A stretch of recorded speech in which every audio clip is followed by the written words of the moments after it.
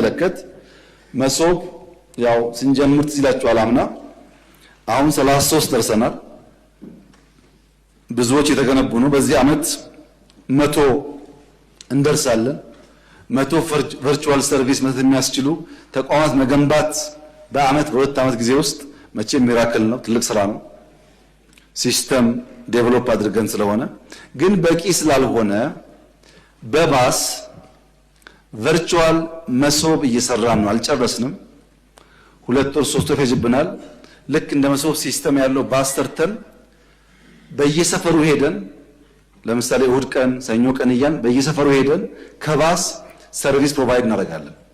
ይሄ ጥቅሙ ምንድነው?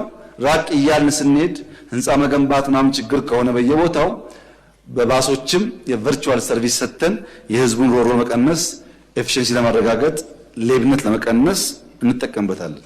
ልክ እንደ ፋይዳ፣ እንደ ፓስፖርት፣ ሞባይል መኒ፣ ግብር የመሳሰሉት ጉዳዮች በከፍተኛ ደረጃ ላይፋችን እያቀለሉ ነው። እሱን አጠናክረን የምንቀጥል ይሆናል። ውጤቱ ግን በጣም የሚያበረታታ ሆኖ ነው ያገኘሁት ነኝ።